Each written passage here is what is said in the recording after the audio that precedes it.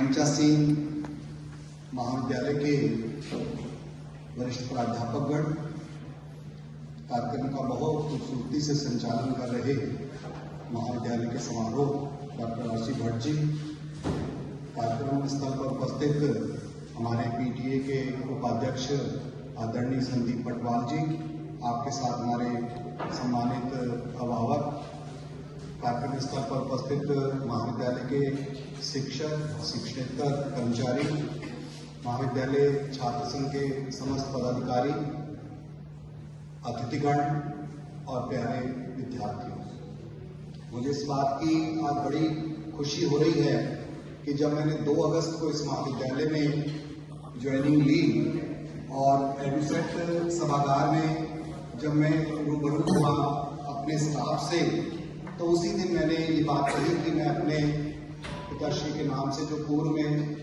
छात्रवृत्ति चक्रौता महाविद्यालय में देता आया हूँ, मैं इस महाविद्यालय में भी उसको रखूँगा। तो उस समय बात कही गई और आज 21 दिसंबर का दिन है 2023 को कि वो एक तरह से वो आज बात पूरी हो रही है। और मुझे इस बात की बड़ी खुशी है कि इस कार्यक्रम में हमारे सारे विद्यार्थी, जिनको भी टॉपर्स हमें परीक्षा विभाग से जो सूची उपलब्ध कराई गई, सारे विद्यार्थी यहाँ पर आज उपस्थित हैं। और सबसे बड़ी बात ये कि ये हमारे लिए एक रोल मॉडल है, हमारे विद्यार्थियों के लिए रोल मॉडल है। आज अगर इन्हें मंच के ऊपर बैठने का अवसर मिला है तो निश्चित रूप से इन्होंने कठिन परिश्रम किया होगा और कठिन परिश्रम का ये परिणाम है कि वो आगे बढ़ रहे हैं और निश्चित रूप से उनसे प्रेरणा हमारे अन्य विद्यार्थियों को भी लेनी चाहिए। कार्यक्रम में बहुत सारी बातें आ रही हैं, मैं थोड़ा सा कुछ हल्का सा रेफरेंस अपने फादर के बारे में दूंगा कि जिनकी प्रेरणा से ये कार्यक्रम करने का मेरे अंदर एक जज्बा आया सामने। देखिए, आमतौर पे ये होता है, मैं पहले थोड़ा सा इंट्रोडक्शन दे दूं। मेरे पिताजी उत्तरकाशी में एक स्थापित व्यापारी थे और उत्तरकाशी की बहुत बड़ी फर्म मैसर्स रामचंद साईदास, रामचंद हमारे दादाजी का नाम और साईदास जी हमारे फादर का नाम, बहुत अच्छी कपड़े की हमारी शॉप वहां पर रही है। आमतौर पे ये होता है, खासकर पंजाबी परिवारों में तो ये होता है कि अगर कोई बिजनेस फैमिली है तो वहां से बच्चे ने 10th भी कर लिया तो उसको दुकान पे बिठाना शुरू कर देते हैं। लेकिन हमारे फादर की हमेशा से ये सोच रही थी कि मेरे बच्चे आगे पढ़े, अच्छा जॉब में जाए। अब मतलब उन्होंने हमें कभी भी ऐसा नहीं किया कि आप दुकानदारी की तरफ देखो, यानी बहुत अच्छा एटमॉस्फेयर उन्होंने हमें दिया। और जो हमारे फादर की शॉप थी 1952 से ये फर्म वहां पर, आज भी वो फर्म है, पार्टीशन में हमारे कजन वगैरह देखते हैं, लेकिन नाम वही चल रहा है, मैसर्स रामचंद साईदास। व्यापारी होते हुए भी उन्होंने बहुत मतलब उनका एक अध्ययन के और बड़ा उनका झुकाव था। और हम 6 भाई बहन हैं, हम 5 भाइयों में 5 भाई जो हैं हमारे पोस्ट ग्रेजुएट रहे। एक सिस्टर है, वो ग्रेजुएट हो गई, शादी हुई, और 2 मतलब हमारे व्यवसाय में 2 ब्रदर हैं। मुझे ये प्राचार्य के रूप में या हायर एजुकेशन में आने का मौका मिला। 2 जो छोटे भाई हैं वो प्रवक्ता, एक इंग्लिश में और एक हिस्ट्री में रहे। तो यानी हमारे फादर की जो सोच थी उनके बच्चों ने एक तरह से उस चीज को रखा। और हमारे जो फादर का हमेशा से ये मानना था कि कोई भी काम आपने करना सिस्टमैटिक ढंग से आप करिए। बिल्कुल उनका हमेशा से ये रहता था, चाहे कोई भी, चाहे व्यवसाय करें, चाहे कोई और सर्विस में, किसी भी काम में आप हैं तो आप सिस्टमैटिक करें।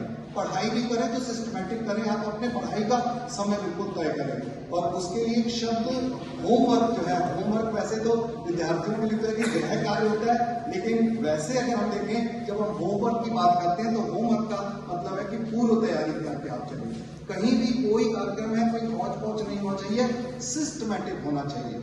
और मुझे लगता है कि हमारे महाविद्यालय के बहुत सारे स्टाफ ने प्रत्यक्ष अप्रत्यक्ष रूप में सबने सहयोग किया, तो मुझे लग रहा है कि बहुत ही सिस्टमैटिक कार्यक्रम अंतिम चरण में है।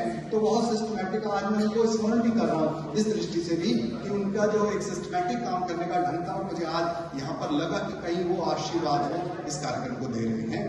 और दूसरा, जैसे अभी पटवाल जी ने भी कहा कि समय बहुत कीमती है। बच्चों, समय से कीमती कोई चीज नहीं है। हर चीज मिल जाएगी, लेकिन अगर टाइम निकल जाता है तो समय दोबारा नहीं आता।